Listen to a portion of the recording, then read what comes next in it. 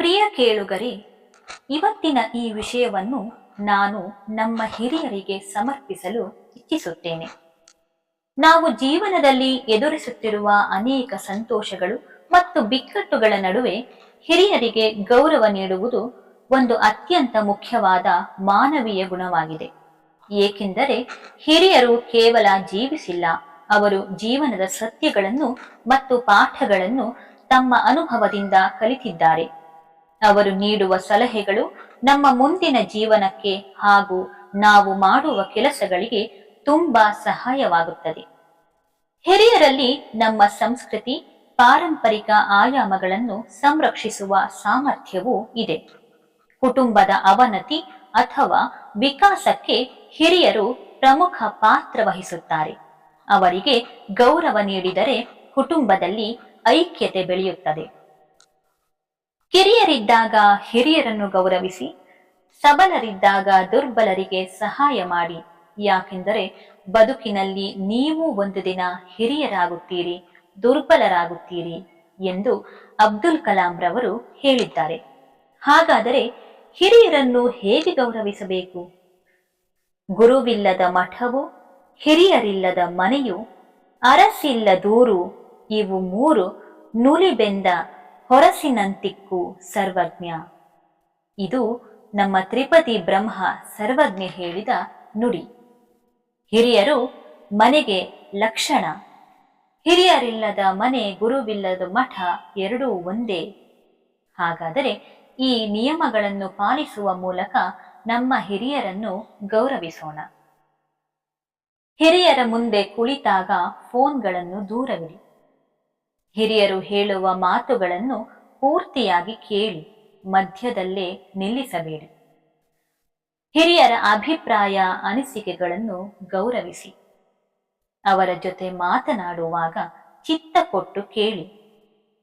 ಹಿರಿಯರ ಜೊತೆ ಇರುವಾಗ ಗೌರವದಿಂದ ವ್ಯವಹರಿಸಿ. ಹಿರಿಯರೊಂದಿಗೆ ಕೇವಲ ಸಂತೋಷದ ವಿಷಯಗಳನ್ನು ಮಾತ್ರ ಹಂಚಿಕೊಳ್ಳಿ. ಸಾಧ್ಯವಾದಷ್ಟು ದುಃಖದ ವಿಚಾರಗಳಿಂದ ಅವರನ್ನು ದೂರವಿಡಿ. ಏಕೆಂದರೆ ಅವರು ಮಾನಸಿಕವಾಗಿ ದುರ್ಬಲರಾಗಿರುತ್ತಾರೆ. ಅವರಿಗೆ ಇಷ್ಟವಿರುವ ಗೆಳೆಯರ ಹಾಗೂ ಆಪ್ತರ ಬಗ್ಗೆ ಮಾತ್ರ ಮಾತನಾಡಿ. ಅವರ ಜೀವನದಲ್ಲಿ ನಡೆದ ಸಿಹಿ ಘಟನೆಗಳನ್ನು ಅವರಿಗೆ ನೆನಪಿಸಿ ಹಾಗೂ ಅವರು ಮಾಡಿದ ಸಣ್ಣ ಪುಟ್ಟ ಕೆಲಸಗಳನ್ನು ಶ್ಲಾಘಿಸಿ. ಅವರು ಹೇಳಿದ್ದನ್ನೇ ಹೇಳುತ್ತಿದ್ದರೆ ನೀವು ಹೊಸದಾಗಿ ಕೇಳುತ್ತಿರುವ ಹಾಗೆ ನಟಿಸಿ. ಕಳೆದು ಹೋದ ಕಹಿ ವಿಷಯಗಳನ್ನು ನೆನಪಿಸಬೇಡಿ, ಮರೆಯುವಂತೆ ಮಾಡಿ. ಅವರ ಮುಂದೆ ಕುಳಿತಾಗ ಬೇರೆಯವರ ಜೊತೆ ಮಾತನಾಡಬೇಡಿ. ಅವರ ಮುಂದೆ ಗೌರವವಾಗಿ ಕುಳಿತುಕೊಳ್ಳಿ. ಹಿರಿಯರ ಮಾತನ್ನು ನಿರ್ಲಕ್ಷಿಸಬೇಡಿ. ಹಿರಿಯರು ಮಾತನಾಡುವಾಗ ಅರ್ಧಕ್ಕೆ ಅವರನ್ನು ನಿಲ್ಲಿಸಬೇಡಿ. ಅವರ ವಯಸ್ಸಿಗೆ ಗೌರವ ಕೊಡಿ. ಅವರ ಮುಂದೆ ಅವರ ಮಕ್ಕಳನ್ನು ಬೈಯಬೇಡಿ. ಅವರ ಮುಂದೆ ಮೊಮ್ಮಕ್ಕಳನ್ನು ಹೊಡೆಯಬೇಡಿ.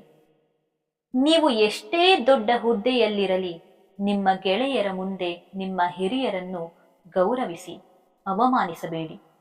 ಇಲ್ಲದಿದ್ದರೆ ಗೆಳೆಯರು ಕೂಡ ಗೌರವಿಸುವುದಿಲ್ಲ.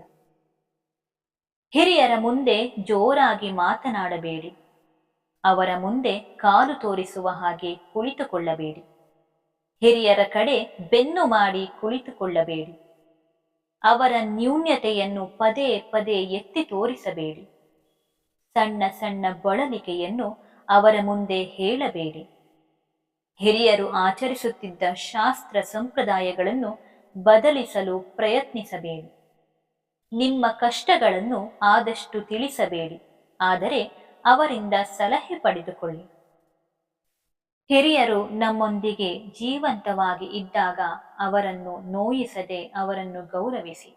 ಏಕೆಂದರೆ ಅವರನ್ನು ಕಳೆದುಕೊಂಡವರಿಗೆ ಗೊತ್ತು ಅದರ ನೋವು ಹೇಗಿರುತ್ತದೆ ಎಂದು. ಮುಂದೊಂದು ದಿನ ನಾವು ಹಿರಿಯರಾಗುತ್ತೇವೆ, ನಮ್ಮ ಮಕ್ಕಳು ನಮ್ಮ ದಾರಿಯನ್ನೇ ಅನುಸರಿಸುತ್ತಾರೆ. ಆಗ ದುಃಖ ಪಡಬೇಡಿ, ಎಚ್ಚರ ಎಂದು ಹೇಳುತ್ತಾ ಇನ್ನಷ್ಟು ವಿಷಯಗಳೊಂದಿಗೆ ಮತ್ತೆ ಸಿಗುತ್ತೇನೆ. ಧನ್ಯವಾದಗಳು.